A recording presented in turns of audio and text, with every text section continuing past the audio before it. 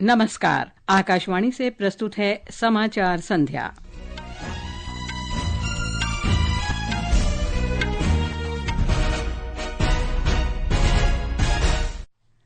सरकार द्वारा अधिसूचना जारी करने के साथ ही वक्फ संशोधन अधिनियम लागू हो गया। राष्ट्रपति द्रौपदी मुर्मू ने देशों को नहीं बल्कि दिल जीतने वाले भारत के दृष्टिकोण का उल्लेख किया। प्रधानमंत्री नरेंद्र मोदी ने महिला उद्यमियों को सशक्त बनाने में मुद्रा योजना की भूमिका पर प्रकाश डाला।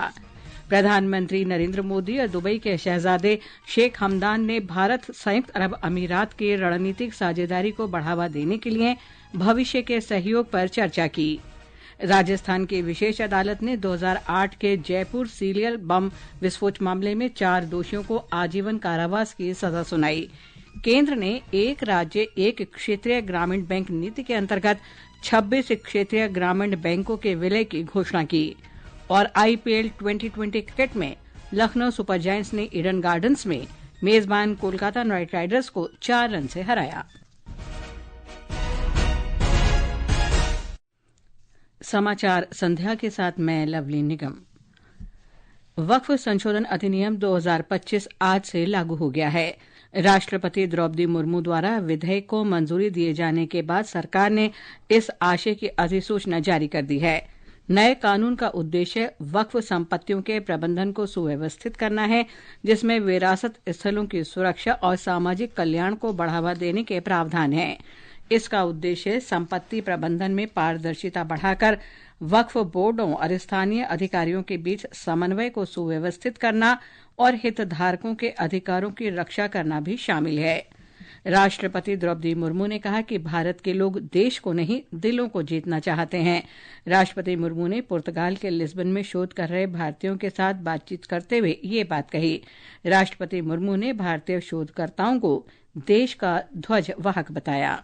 भारत का संस्कृति, भारत का परंपरा, भारत के लोगों के चाल चलन, चेहरा, उनका बात करने का तरीका, उनका संस्कृति एक चलते फिरते भारत का झंडा है। आप भी, मुझे लगता है, ये इस चीज को अच्छी तरह से समझते होंगे और आपको भी मैं कहना चाहूंगी कि भारत का गौरव को बढ़ाने में आपका भी बहुत बड़ा योगदान है। राष्ट्रपति ने आज पुर्तगाल के प्रधानमंत्री लुइस मोंटेनेग्रो से मुलाकात की। दोनों नेताओं ने द्विपक्षीय और अंतर्राष्ट्रीय मुद्दों पर विचार विमर्श किया और विभिन्न क्षेत्रों में दोनों देशों के बीच सहयोग बढ़ाने पर सहमति व्यक्त की। वहीं राष्ट्रपति ने पुर्तगाल यात्रा के दूसरे और अंतिम दिन पुर्तगाल की संसद के अध्यक्ष जोस पेड्रो अग्वेर बैंक्रो के साथ बातचीत भी की। दोनों देशों के बीच प्रतिनिधि मंडल स्तर की वार्ता भी हुई। राष्ट्रपति मुर्मू ने भारत पुर्तगाल संसदीय मैत्री समूह के सदस्यों के साथ बैठक करने के अलावा सांसदों से भी बातचीत की। प्रधानमंत्री नरेंद्र मोदी ने कहा है कि भारत जल्द ही दुनिया की तीसरी सबसे बड़ी अर्थव्यवस्था बनने जा रहा है। एक निजी मीडिया चैनल के कार्यक्रम में श्री मोदी ने कहा कि इस अभूतपूर्व विकास को युवाओं द्वारा आगे बढ़ाया जा रहा है। उन्होंने कहा कि भारत ने दोगुनी गति से आगे बढ़ते हुए सिर्फ 1 दशक में अपनी अर्थव्यवस्था का आकार दोगुना कर दिया है। प्रधानमंत्री ने कहा कि दुनिया भारत की ओर उम्मीदों से देख रही है। आइए सुनते हैं प्रधानमंत्री का संबोधन। हो जाते हैं जब तक आप किसी ओटीटी पर एक एपिसोड खत्म करते हैं तब तक 5000 मुद्रा बिजनेस का आधार बन जाता है। साथियों, मुद्रा योजना ने गारंटी नहीं मांगी, उसने भरोसा किया। और आप सभी को जानकर अच्छा लगेगा, मुद्रा योजना की वजह से 11 करोड़ लोगों को पहली बार अपना कोई काम करने के लिए, स्वरोजगार के लिए लोन मिला है। प्रधानमंत्री नरेंद्र मोदी ने कहा है कि मुद्रा योजना न केवल वित्तीय सहायता प्रदान करके बल्कि महिलाओं को सशक्त बनाती है, बल्कि उनके व्यवसाय शुरू करने और उसे बढ़ाने के अवसर भी सृजित किए हैं। श्री मोदी ने कहा कि इस योजना ने मौन क्रांति के जरिए उद्यमिता के प्रति सामाजिक दृष्टिकोण में महत्वपूर्ण बदलाव लाया है। प्रधानमंत्री ने मुद्रा योजना की 10वीं वर्षगांठ पर नई दिल्ली में योजना के लाभार्थियों से बातचीत करते हुए ये बात कही। सबसे ज्यादा महिलाएं आगे आई हैं। सबसे ज्यादा लोन के लिए अप्लाई करने वाली महिला है, सबसे ज्यादा लोन प्राप्त करने वाली महिला है और सबसे जल्दी रीपेमेंट करने वाली भी महिलाएं हैं। यानी ये एक नया क्षेत्र और विकसित भारत के लिए जो संभावना है ना, वो इस शक्ति में पड़ी हुई है, वो दिखाई दे रहा है। प्रधानमंत्री ने बताया कि पिछले 10 वर्ष के दौरान इस योजना के अंतर्गत 33 लाख करोड़ रुपए मूल्य के 52 करोड़ से ज्यादा ऋण जारी किए गए।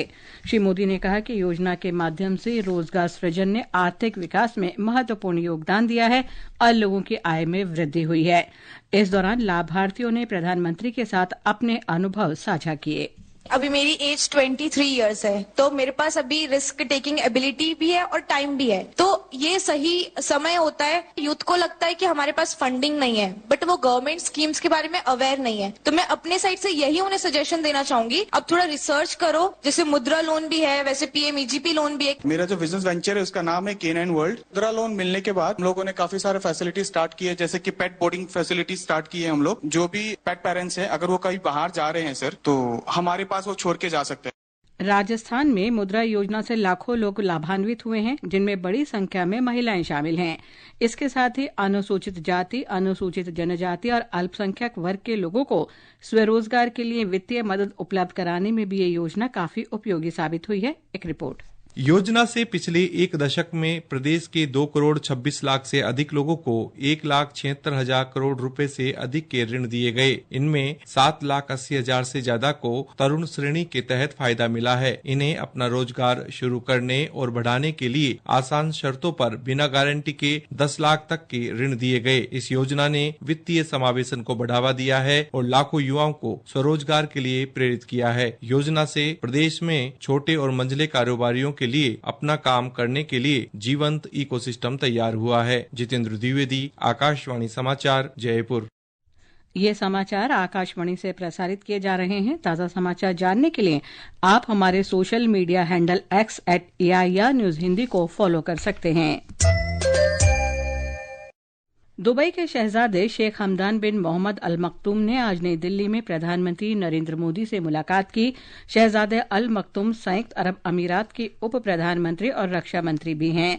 दोनों नेताओं ने भारत और संयुक्त अरब अमीरात के बीच व्यापक रणनीतिक साझेदारी के अंतर्गत विशेष रूप से व्यापार, निवेश, रक्षा, ऊर्जा, प्रौद्योगिकी, शिक्षा, खेल तथा जनसंपर्क में सहयोग बढ़ाने के उपायों पर चर्चा की। सोशल मीडिया पोस्ट में प्रधानमंत्री ने कहा कि भारत और संयुक्त अरब अमीरात के बीच व्यापक रणनीतिक साझेदारी को मजबूत बनाने में दुबई ने अहम भूमिका निभाई है। इससे पहले दुबई के शहजादे ने विदेश मंत्री सुब्रमण्यम जयशंकर और रक्षा मंत्री राजनाथ सिंह के साथ भी मुलाकात की। शाम को शहजादे अल मक्तूम मुंबई के लिए रवाना हो गए, जहां वे दोनों देशों के उद्योग प्रतिनिधियों के साथ एक गोलमेज सम्मेलन में हिस्सा लेंगे।